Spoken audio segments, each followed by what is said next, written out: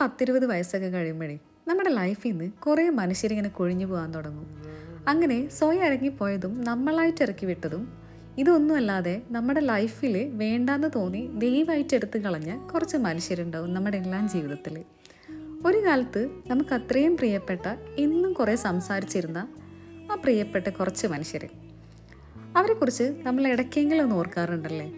ചിലപ്പോൾ ഇന്ന് നമ്മുടെ സ്റ്റാറ്റസ് വ്യൂവേഴ്സോ അല്ലെങ്കിൽ ബ്ലോക്ക് ലിസ്റ്റിലൊക്കെ ആയിട്ട് അവരെങ്ങനെ ഉണ്ടാവും. ഒരു കാലത്ത് അവരുണ്ടാക്കി തീർത്ത കുറച്ച് നല്ല ഓർമ്മകൾ നമ്മളെ മനസ്സിലേക്ക് ഇടയ്ക്കെങ്കിലും ഓടി വരും അല്ലേ? ചിലപ്പോൾ നമ്മളത് വല്ലാണ്ട് ചിരിപ്പിക്കും, ചിലപ്പോഴാവട്ടെ നമ്മളെ നല്ല മൂടങ്ങി ഇല്ലാതാക്കി കളയും. ചിലർ നമ്മളെ ലൈഫിലേക്ക് കടന്നു വരും, നമ്മൾ ഒരുപാട് കാര്യങ്ങൾ പഠിപ്പിക്കും. പക്ഷെ സമയമാകുമ്പോൾ അവർ വന്ന വഴിയെ തന്നെ തിരിച്ചു പോകും.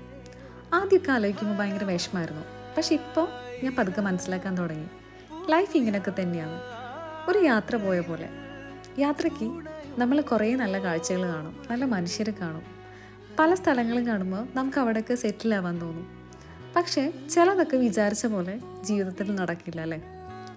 ചില പഴയ ഓർമ്മകളിൽ കുരുങ്ങിപ്പോയാൽ പിന്നെ നമുക്ക് മുന്നിൽ വരുന്ന പുതിയ നല്ല കാഴ്ചകൾ കാണാൻ കുറച്ച് ബുദ്ധിമുട്ടായിരിക്കും. നമുക്ക് ഓർക്കാൻ ഒരുപാട് നല്ല ഓർമ്മകളുണ്ട്. അത് നമ്മളെ മനസ്സിൽ നന്നായി സൂക്ഷിക്കുക.